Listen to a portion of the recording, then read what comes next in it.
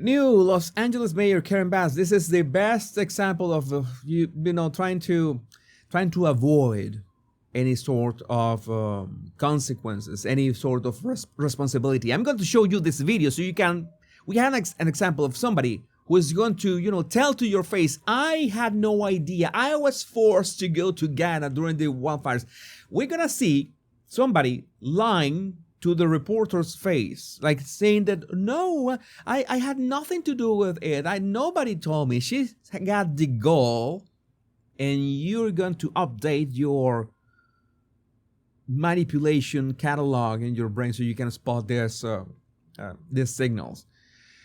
LA Mayor Karen Bass says she's investigating why she was allowed to go on a trip to Ghana days before the LA fires. She's investigating why she was allowed to go on a trip. I don't have any control over myself. I have no control over myself.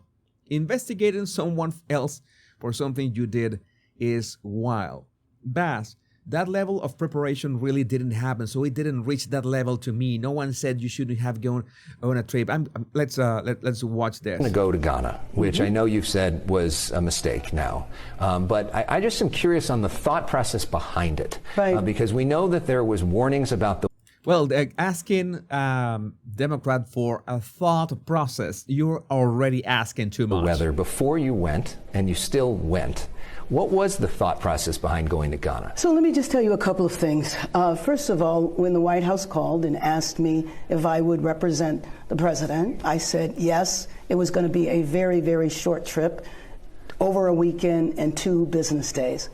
We need to look at everything about the preparation and all of that for the fires, because I think when we evaluate that, we will find that although there were warnings that I frankly wasn't aware of. There were warnings that I frankly wasn't aware of. There's like when Joshua Lysak says that you have this bad verbs.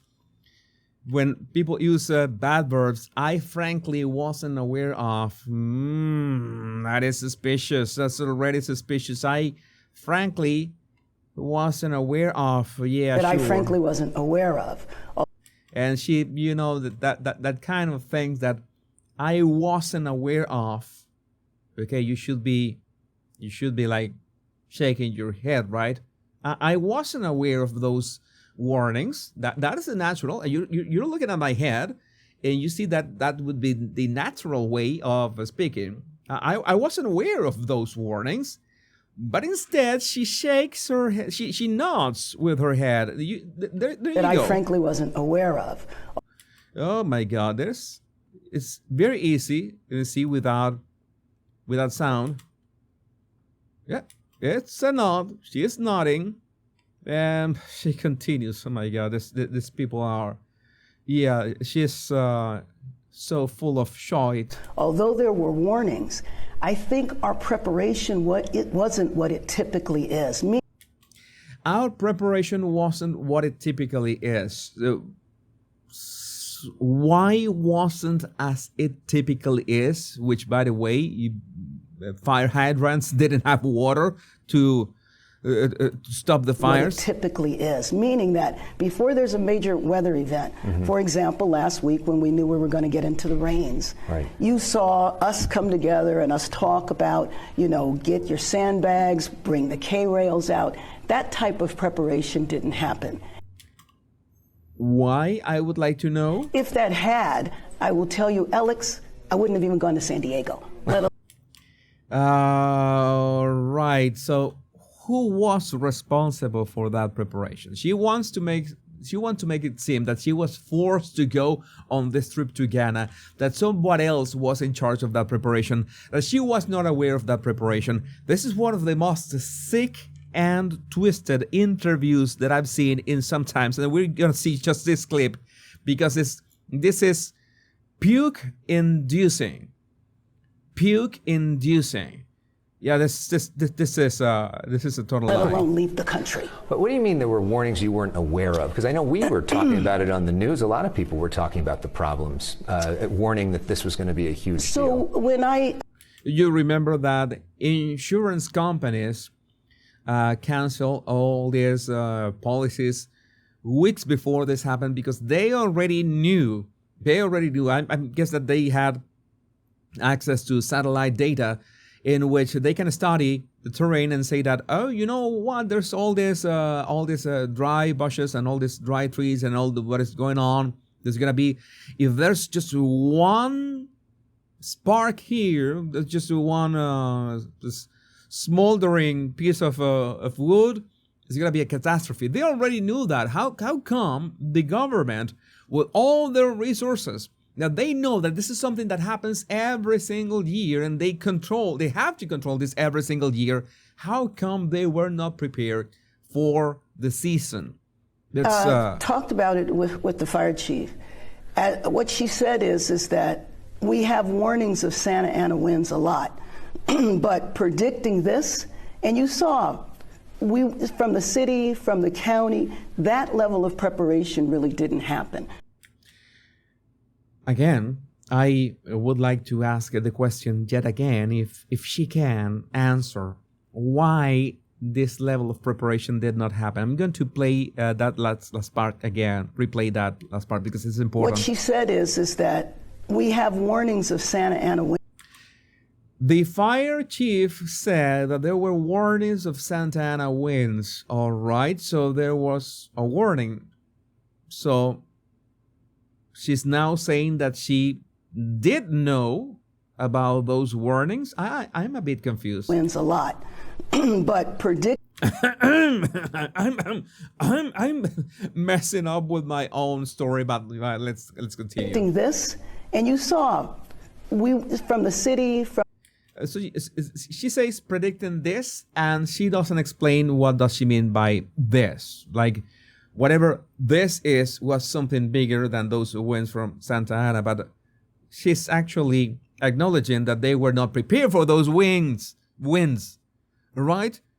And she knows she's exposing herself. Maybe that's why she's clearing out her throat. Oh my God, I think I'm exposing myself. I think I'm saying stupid things, but well, let's continue. From the county, that level of preparation really didn't happen. So it didn't reach that level to me to say something terrible could happen. You just said that you had warnings, that the fire chief reached out to you, and you still want to sell your story that you had nothing to do with it. And maybe you shouldn't have gone on the trip. Why didn't it But to happen? me, I don't know. I mean, I think that that's one of the things we need to look at. So 2 investigations are taking place. What kind of investigations are taking place is my question. It piques my curiosity. One internal to the city, and that's the fire commission, because that's mandated by the city charter. So the commission will hire an outside entity to examine everything, the pre-deployment, why were firefighters sent home, all of that should have taken place that didn't. That sounds like they were sent home because there were no water to work with in the first place. And then also the governor has contracted with the Fire Safety Research Institute, which is a national institute that investigated what happened in the fires in Maui.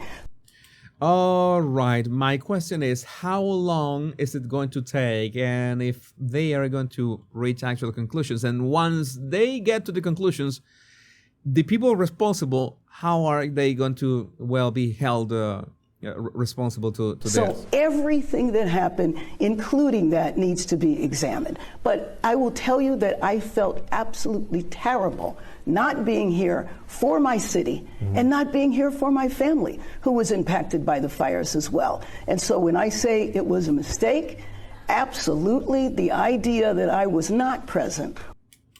This is that head wobbling, and it was painful. Of course, you know that she has to use the Fast and the Furious defense, a family. They always mention their family. It's something that is so classic. when these people want to manipulate, they have to mention some kind of, in some way, their family, in some way. And because in this, she really never answered. Why did she go on it? It's like, oh, why was I allowed to go on that trip? Is it that as mayor of Los Angeles, you don't have any independence? You respond to a higher entity?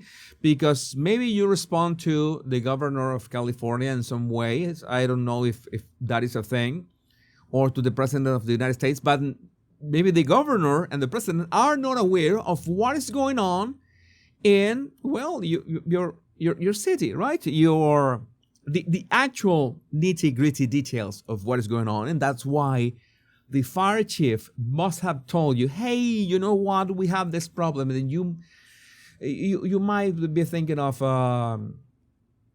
preparing for this. And now she wants to save face. I mean, I've seen so many times people that contradict themselves over the same minute. You can have like an Instagram reel or a TikTok video, 59 seconds. And people over 59 seconds, they contradict themselves. They tell on themselves. They say one thing, oh, I was not aware, and just 30 seconds later, they say, oh yeah, we got these warnings, but not for something this size. But my question is, because, well, this was a very lousy interview in terms of questions, is that what were the actions upon the basic warnings? There's a Santa Ana winds. Was anything done about that? Was so overwhelming? Hasn't this happened other times? Why wasn't was any water in the fire hydrants? Who was responsible for that? Who is responsible? Oh yeah, your office is responsible, because you have to be working and direct communication with the fire chief. Again, this is something that can be really upsetting, especially if you were affected by these wildfires. And can be upsetting if you have to handle a conversation with somebody who can lie to your face and can contradict themselves to your face and keep just with a straight face like that, like nothing happened.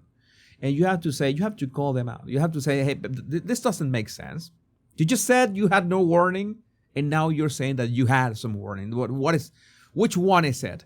Oh no, they're gonna tell you, oh no, you are misinterpreting. You're taking my words out of context. Okay, what is the context of your words?